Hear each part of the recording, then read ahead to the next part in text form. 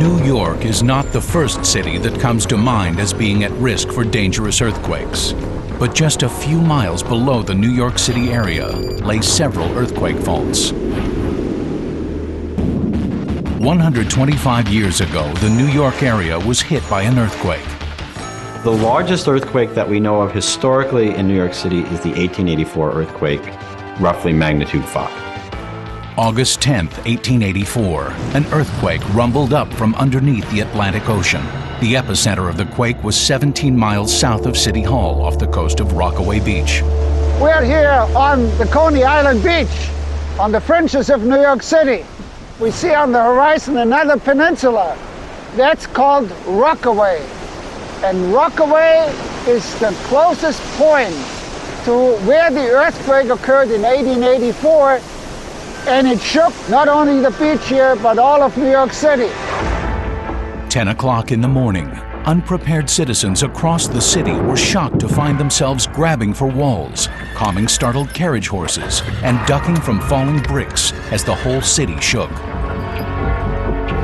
Thousands of chimneys in the city were broken in the magnitude 5 quake. Parapets came down, windows were shattered. Luckily, there were very few injuries and no fatalities.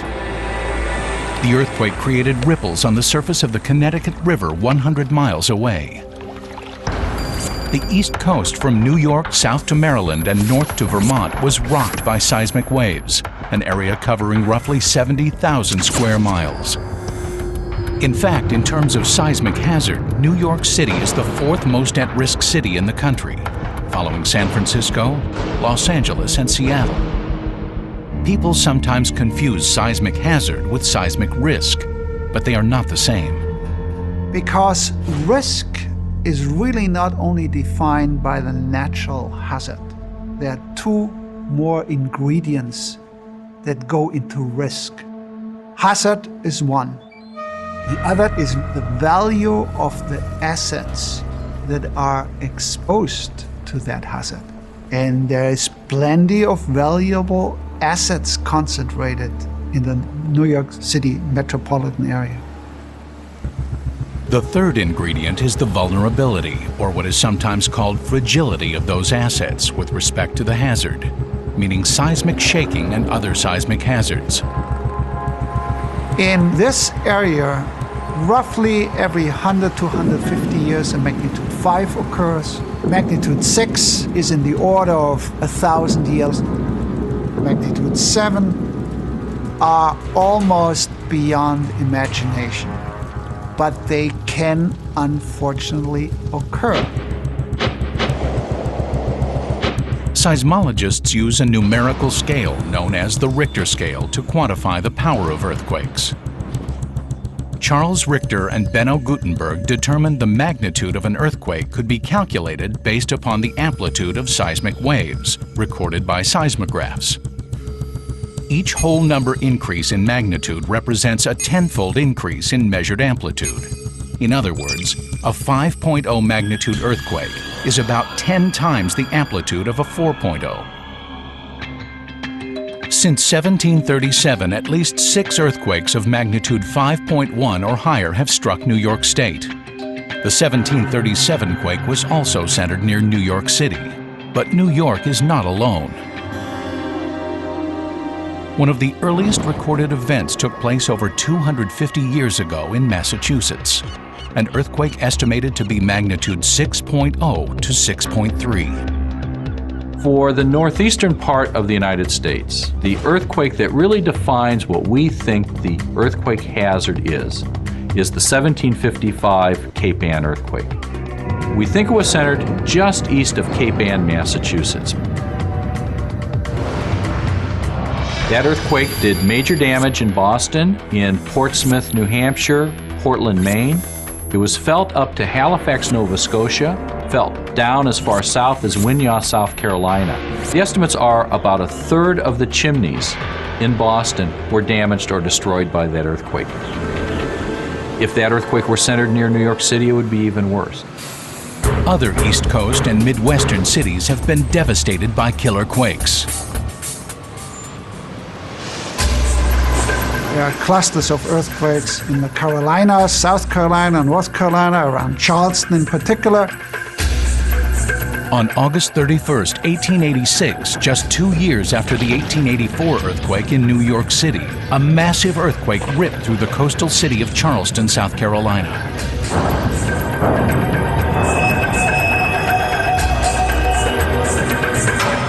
Estimates based on damage patterns and historical records put the Charleston quake at magnitudes 6.5 to 7.3. Similar in size to the Los Angeles quake in 1994 and the Loma Prieta quake in 1989 that devastated San Francisco. Witnesses to the 1886 quake reported that sandblasts from liquefaction shot up all over the area. These sandblasts occur when water pressure builds up underground. When the pressure is released by seismic waves, the fluid comes shooting to the surface. These fountains of water can sometimes shoot as high as 30 feet into the air. More than 2,000 buildings were damaged in Charleston. Losses totaled more than $6 million, about $122 million in today's dollars. Between 60 and 100 people lost their lives. The Charleston quake was felt as far north as Manhattan, as far west as Omaha, Nebraska, and as far south as Cuba. Over the next 35 years, more than 300 aftershocks were attributed to the earthquake. But there are more recent reminders of devastating earthquakes along the East Coast. I was 18 years old at the time, and like I say, it was an event that I will never forget.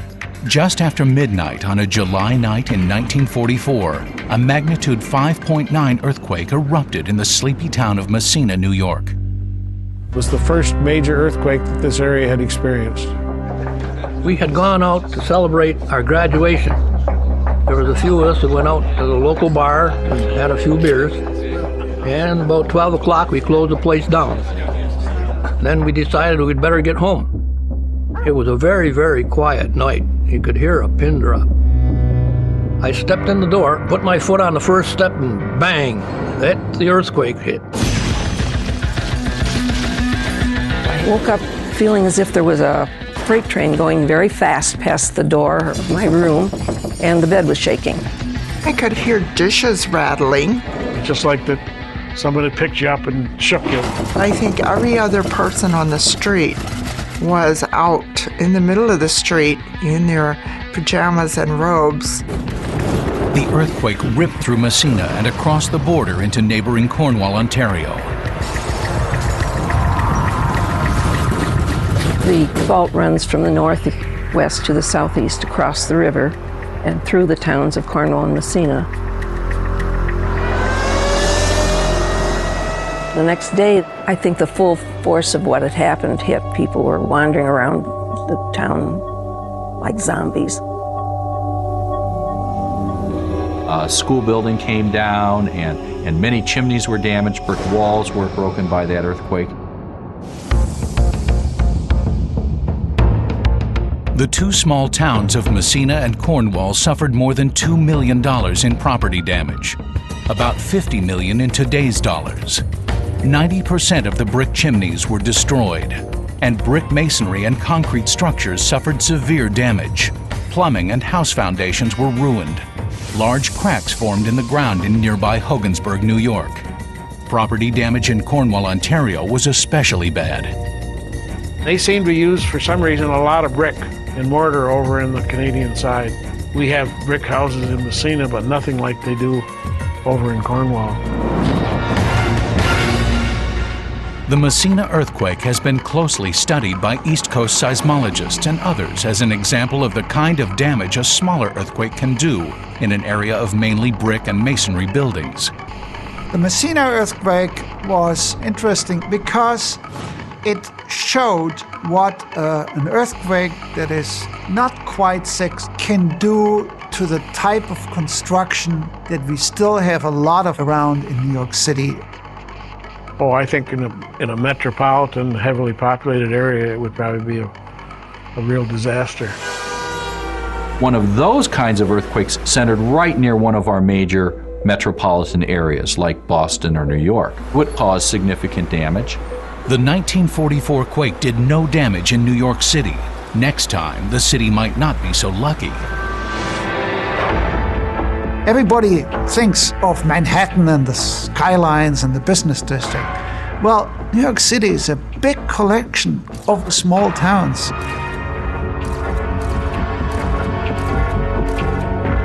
So we will have many of the effects that we saw in Messina of buildings collapsing or at least severely damaged. Earthquakes continue to rumble under the city to this day. Could the next New York quake do more than just rattle the city's nerves?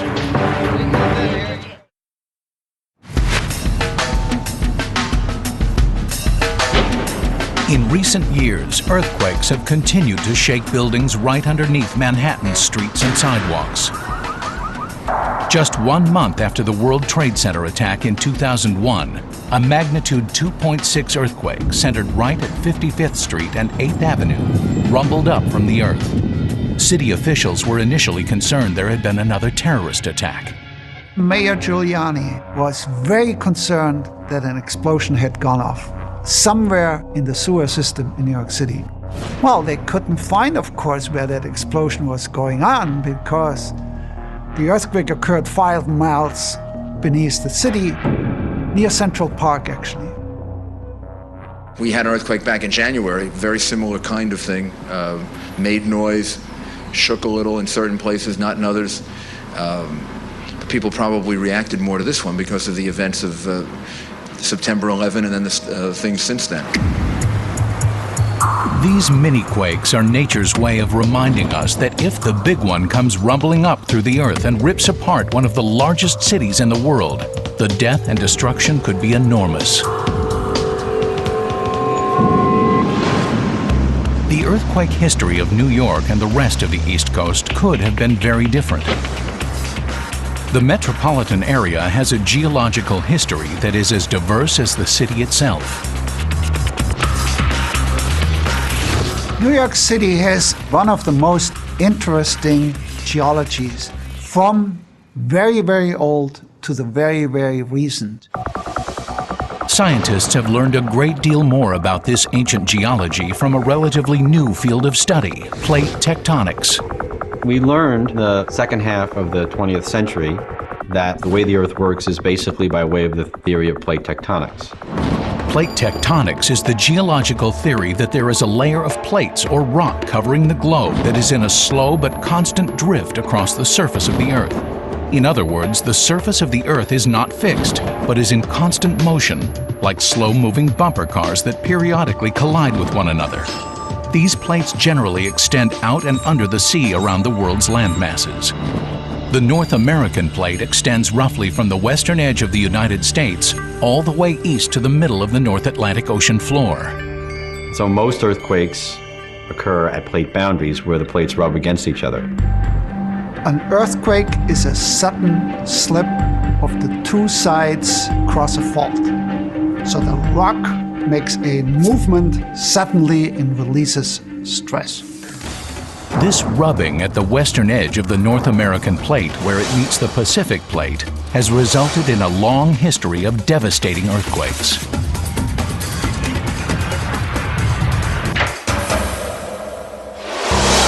But there are key differences between earthquakes that happen at the edge of a tectonic plate and those that happen in the middle of a plate. Within the center of the plate, it's more of the squeezing kinds of earthquakes that build mountains, as we have, for instance, in the northeastern United States. Most famous in the United States is the New Madrid area in the central United States along the Mississippi River Valley. They are in the New York and in the Boston areas, and all the way up to the Canadian border in the northeastern United States. About 220 million years ago, a fused continent known as Pangaea, comprised of several of our modern continents, began to break apart. So Westchester County and much of New York City for a moment thought it would go with Africa. And then it had second thoughts and stayed with us. We've been spreading away from Europe and Africa ever since. In the wake of this upheaval, the modern North Atlantic Ocean appeared. And now New York sits right on the edge of this continent Near the end of the last ice age, 10,000 years ago, the New York area and the rest of the East Coast experienced another significant set of geological developments. Some 10,000 years ago, the glaciers started to slowly retreat. But what they did before they left, they polished everything clear, and they carved out the weakest spots in the rock. The glaciers carved deep valleys along the underlying fault lines. These black lines here are the most active faults now in the modern geological time. The most prominent of them is the 125th Street Fault that runs here. The 125th Street Fault is clearly visible from its valley-like geology. The glaciers hollowed out the shape of Manhattan to follow those fault lines, and that's why we have actually these shapes of Manhattan. If there is a slip along one of these faults, devastating seismic waves could be released up to the Earth's surface.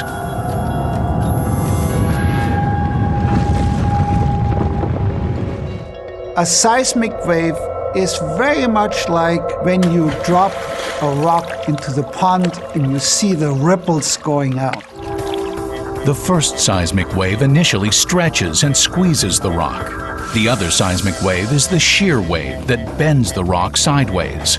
It is this second wave that gives us the horizontal shaking that causes so much damage to buildings.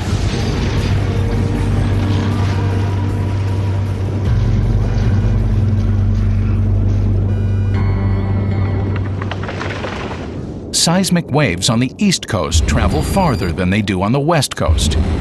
At the edge of the plate, there is so much earthquake activity going on that it shattered the plate.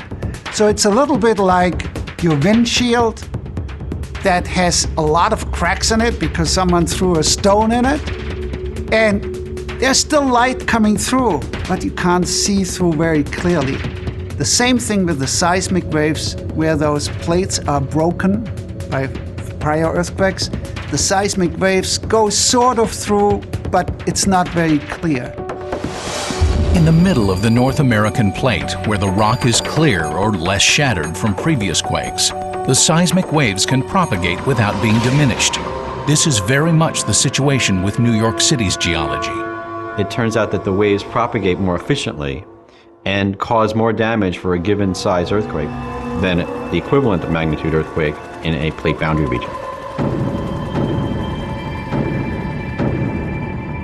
Here in the eastern United States, we can feel earthquakes as small as magnitude 1. Certainly magnitude 2 are widely felt all over New York City, for instance.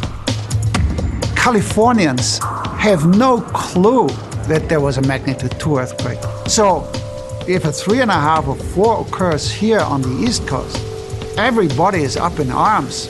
Californians say, okay, we had a 4 today, this morning, and keep drinking their coffee. But even a moderate shaker could cause extensive damage to New York.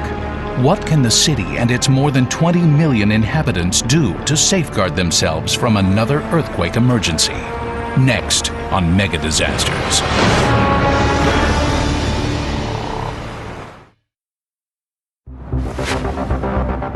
If a major earthquake should hit New York, vulnerable building types and varied geology could be a dangerous mix waiting to combust. One of the most dangerous components of this deadly brew is a geological phenomenon known as soil liquefaction. Klaus Jacob takes us down to New York City's shoreline for a demonstration. Now, I'm the skyscraper, and that is the Earth. Now, the whole thing is shaking. So liquefaction is when a firm sand that's water saturated gets shaken up by an earthquake. That earthquake pumps the water around between the sand grains until they lose their strength. When that happens, the sand cannot support any buildings anymore. The buildings sink in and tilt over. You get the idea. Look, that's how soft it is compared to here. It's really hard. The 1989 Loma Prieta earthquake that struck San Francisco, magnitude 7.1, was a tragic example of liquefaction.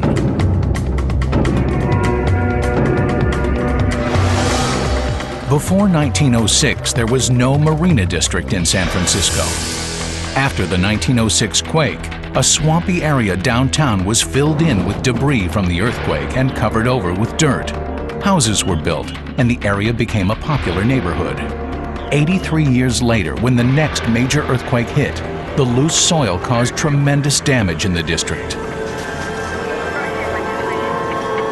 The problem is when you fill these areas with sand and dirt, they will shake more strongly than the nearby rock areas, kind of like shaking a bowl of Jell-O.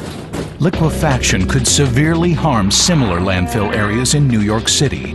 The problem is the type of infrastructure, the type of buildings, the value that we have in that one area create a large risk, and the consequences could be quite great. As history has shown, even a magnitude 5 earthquake could severely damage thousands of buildings. Risk analysis experts estimate that if a magnitude 6 earthquake were to strike in the same location as the 1884 quake, over 20 million people would be affected. Property damage could be in excess of $84 billion. We're talking some serious damage here. And according to a panel of scientists and experts, including FEMA, the New York State Emergency Management Office, and other private and governmental agencies, thousands of people could be killed, and the enormous economic infrastructure of this urban region could be devastated. A larger quake could do even more damage.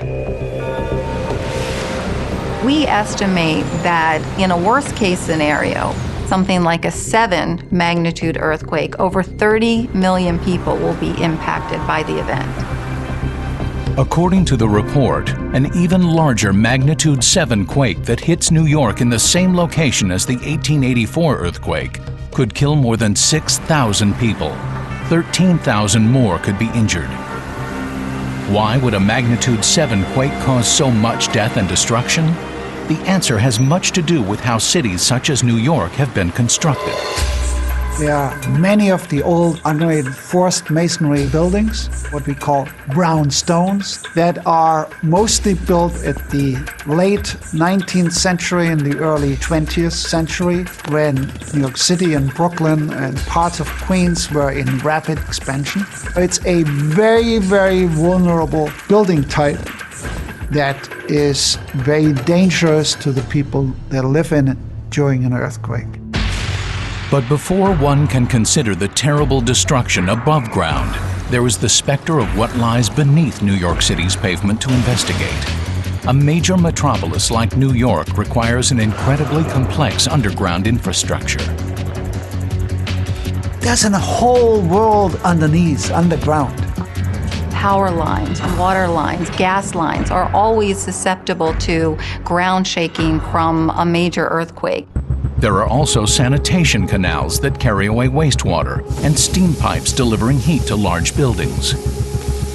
There is a whole spider network of stuff going on underground. Ironically, you may be safer underground during an earthquake than you would be standing in the middle of 42nd Street. Generally speaking, you are better off underground because the amplitude of shaking diminishes as you go deeper into the earth. It's safer to be underground than above ground or in a building that sticks way out and shakes. A vivid example of this occurred during the deadly Mexico City earthquake in 1985. Soil liquefaction destroyed hundreds of buildings. But below ground, the subway system was almost unscathed. Within hours, subways were up and running around the city. But there are vulnerable spots underground in New York, particularly where different infrastructure systems intersect. Water mains may break. Flooding in previous storms has already proven to be a problem in subway tunnels that are nearly 100 years old. There are sewer pipes that are very brittle. Many of them are cast iron. That's a very bad material to respond to an earthquake. Moving back above ground, one sees the biggest danger posed by an earthquake: buildings. In 1995, New York City finally adopted a seismic building code. This was a major step in making all new construction safer from earthquake damage. The biggest difference that we would have now in our seismic building codes for the eastern part of the United States is the requirement for stronger connections so that if a building gets pushed sideways in earthquake shaking, the connections don't break. So if you have a vertical beam and you have a horizontal beam, the horizontal beam will now be attached more strongly to the vertical beam so that if it shakes, you don't break the bolts or break the welds and have the beam come down. Bridges and pre-code buildings will be a major problem if an earthquake hits New York. But there could be other disruptions in the aftermath of this terrible disaster. Fires, fallen debris, and broken elevators could trap residents inside and under buildings all over the city. In the first hours and days after the quake, an already chaotic situation could get even worse.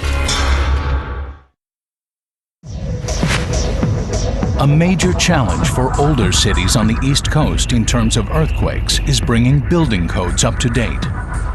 The building codes for cities like New York or Boston generally apply only to new buildings. By not reinforcing old buildings, we always take the chance that the earthquake will occur before that building gets replaced with a new building. And that's a major concern in our eastern cities. The most stable-looking structures are often the most vulnerable. The biggest problem that we have with large brick structures, like maybe a school building built in 1920, maybe an old fire station or a factory, a warehouse. The brick is very massive and very strong in the vertical direction. It resists gravity very well. The problem with earthquakes is the strongest earthquake shaking is sideways, and brick does not want to bend very much before it cracks. Skyscrapers have different structural issues during earthquakes. You might have more than 50 stories of building weight that has to be sitting on the foundation. The ideal case is to get the foundation pillars and posts and support to go all the way down to the rock. For the most part, the top of a large Manhattan skyscraper is a safe place to be during an earthquake. Steel-frame skyscrapers have been engineered to withstand 100-mile-an-hour winds. This gives them a level of flexibility that will help in an earthquake. And then we have one other important category of buildings. These are the flat plate high-rise buildings that are lightly reinforced concrete. They are slabs, floor by floor, with vertical concrete reinforced columns. And all these different types of buildings have different vulnerability to earthquake. They respond differently. Another hazard to New Yorkers will be debris falling from buildings. Air conditioners, rooftop water tanks, cladding, and decorative elements could cause tremendous damage or injury to cars and pedestrians on the streets and sidewalks below. Inside buildings, there could be problems with ceiling collapses and other fixtures like lamps and office furniture. And then there are the elevators. New York City has in excess of 100,000 buildings. If only a tenth of them would have elevators, that still makes at least 10,000 elevator systems, and probably many of the business buildings have 5 and 10 elevators in them. So you have tens of thousands of elevators. Modern elevators are equipped with fail-safe mechanisms that prevent them from falling down. But you have the problem that you have to get the people out of the elevators. In the meanwhile, fire can break out. So the fire department has multiple tasks. According to emergency management experts, fire is another potentially deadly problem for Manhattan's firefighters. In a magnitude 6 quake with the same epicenter as the 1884 event, more than 100 fires could erupt. More than 900 fires could ignite in the tri-state area. The pipes that distribute the water to the hydrants for firefighting or to buildings, that could be a severe problem for firefighting immediately after the earthquake. But there are other potentially deadly problems that could befall some of Manhattan's newest and most densely populated skyscraper neighborhoods, areas like Battery Park City. Before the World Trade Center was built, this area at the southwestern tip of Manhattan was mostly Hudson River water. But thousands of tons of dirt dug up for the foundations of the towers created acres of new ground that developers wanted to build on. And just as San Franciscans created a new neighborhood in the Marina District, New Yorkers created their own neighborhood built on landfill. They took the piers, filled in sand, and then built wonderful high-rise buildings. They are well engineered, but they were not engineered with earthquakes in mind. For areas where you can't get down to the rock itself, the typical construction practice is to put down many, many pilings and just let the friction of the pilings trying to push into the soil hold the building up. These buildings could be vulnerable to liquefaction in a major New York quake.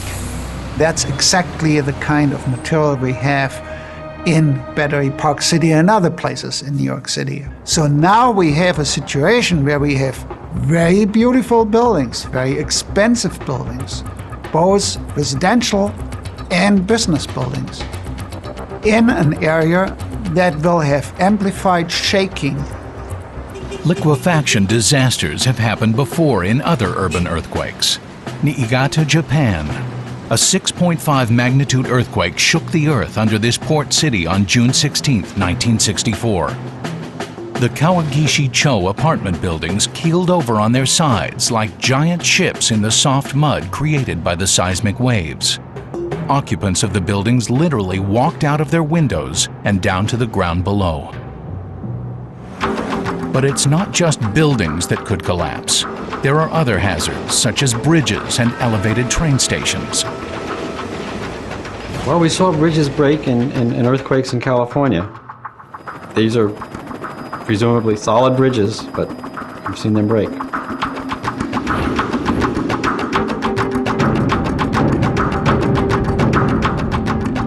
The Brooklyn Bridge was completed in 1883. The unreinforced masonry towers could sustain heavy damage or even collapse in a large earthquake. In many ways, a bridge can be seen as a musical instrument. A violin has strings and a bridge. The towers of a bridge correspond to the bridge of a violin and the cables to the strings. Now that violin makes different sounds. And the bridge also has different elements that all make their own vibrations in their own frequency or periodicity. And so the structural engineer needs to know those modes in which the bridge wants to swing and then see whether the earthquakes excite them or not to design the bridge to resist against earthquake. And that's a process that's going on right now in New York City. It has started some 10, 15 years ago. Klaus Jacob takes us down to street level to demonstrate that engineers from a much earlier period of New York City building history were also trying to prepare for earthquake hazards. So here we are, right smack where the 125th Street fault crosses Broadway and Manhattan. Normally, the subway runs underground, but when the engineers tried to build the subway through the rock in the fault zone, they realized it would be a difficult challenge. So they stayed level and built the bridge across the valley. So this bridge is there because the fault is there. The bridge is a document for the fault. And what you see here is actually a hinge which rotates like this. Why did they do that? Well, there's the fault over there, and they thought the fault would move vertically so the bridge could adjust. What they didn't know is that the fault doesn't move this way here. Nowadays it moves this way. What they should have done is do it this way, the axis, and then move around like this to accommodate the horizontal fault movement. For 1905, that's really very advanced engineering. Of course, they got it wrong, but I think they did a very good job in at least trying to accommodate earthquakes and fault motion. But good intentions won't be enough if a major earthquake shakes New York to its foundation. What you can see are the zip codes coded in red are where we estimate the property damage would be over $50 million in that single zip code. And the whole area affected covers a population of about 15 million people with a total value of property of close to $1 trillion. Next, using computerized recreations, three-dimensional graphics, and historical records, we'll experience the massive destruction from a killer quake as it hits Manhattan. It has been almost 125 years since the last damaging earthquake rocked New York. That dry spell could come to an end. It's a question of uncertainty. Maybe it'll just be a 5, and maybe 5 is a long time from now, so we're not going to have to worry about it. It's the uncertainty that makes me say, well, maybe a 6 or a 7. With more than 100,000 buildings in New York City, many of them at least 75 years old, people in the city that never sleeps could awaken to the massive collapse of their brick and concrete home. The idea is to think about things that no one else has ever thought about so that you can deal with the unknown. 2 o'clock on a Friday afternoon, sometime in the future. Without warning, a 6.5 magnitude earthquake shakes the 5 boroughs of New York for 35 seconds. The epicenter is under the 125th Street fault in Harlem. When you start getting into the 6s, that's going to cause some very serious damage. The first seismic waves rush to the surface in a deafening roar.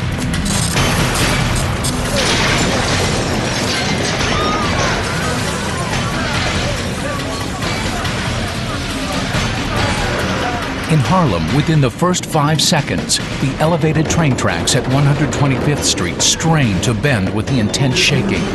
But 7 seconds into the seismic vibrations, the elegantly engineered 102-year-old structure snaps and breaks.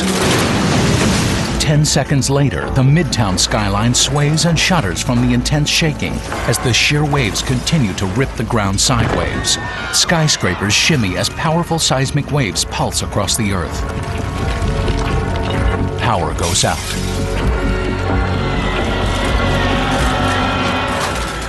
At Lincoln Center, the New York State Theater starts to crack and fall apart in the powerful earthquake.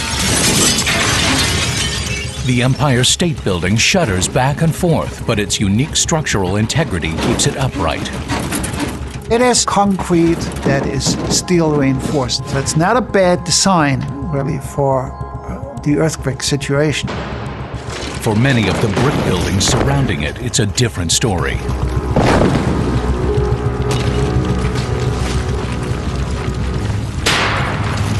Simultaneously, in Times Square, huge neon signs crash into the Great White Way, scattering taxis and pedestrians in every direction. There will be rubble in the streets. There will be rubble on cars. There will be a lot of blockage in the street. There will be confusion. The 59th Street Bridge sways dangerously in the seismic waves. But while the roadway holds firm at first, 30 seconds into the melee, the unreinforced masonry tower crumbles and the bridge collapses. The most spectacular calamity is reserved for Battery Park City. Here, several massive buildings hit by intense soil amplification are slowly tilting over in the mud. Fortunately, it can take several minutes for a large building to slide off-center during one of these liquefaction disasters. Just as we saw in Niigata, Japan, it's possible building occupants could walk or climb to safety from the side of the building. The earthquake comes to a shuddering stop after 35 intense seconds. There are the moments directly after the shaking has subsided. You will find injured, you will find dead people, because a lot of material will fall down on people. Across the city, more than 1,500 buildings have completely collapsed. 4,500 buildings have extensive damage. On the first hours after the earthquake, you can imagine that there will be chaos. There will be fires breaking out, and there will be major confusion, of course. As underground gas and electrical lines burst, fires will start to break out across the city. Fire quickly makes itself at home in the aftermath of an earthquake. Emergency crews and firefighters may have a difficult struggle keeping water pressure high enough to fight the fires. Then comes the long night after the earthquake, which will put extra task on the police force to make sure that people that are in need of food will not excessively take care of themselves or call it looting. The next day will likely bring little or no restoration of power. In a magnitude 6 earthquake, there would be more than 2 million tons of debris, or 154,000 truckloads. This is more than 9,000 times the daily debris capacity of the city. Driving and even walking around the city will be hampered for months to come. There are a dozen points of exit around the island. And those are tough points at 5 o'clock on a delightful middle of the week day. I have a feeling that evacuation is going to be a tough one. Evacuation for a city of this nature, in almost all real sense, it's impossible. Some medical decisions may have to be made without the benefit of high-tech facilities doctors and patients depend on. You can have hospitals at the fanciest places in the world. You can have the highest tech imaginable. But in the face of a disaster, you get back to basics. The city would continue to be jolted by terrifying temblors. There would be aftershocks that would take place afterward that can be just as nerve-wracking as the main shock, even if they're not damaging. For a major urban center such as New York, recovery from this kind of mega disaster could take many months.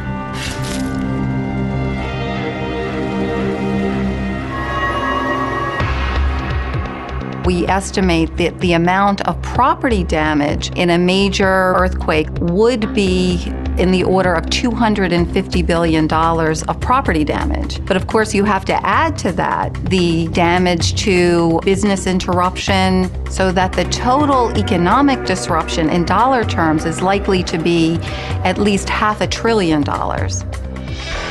If it's a moderate earthquake in the 6 or 7 magnitude range, then even after 6 months, we'll be a long way from having all the reconstruction and the rebuilding complete.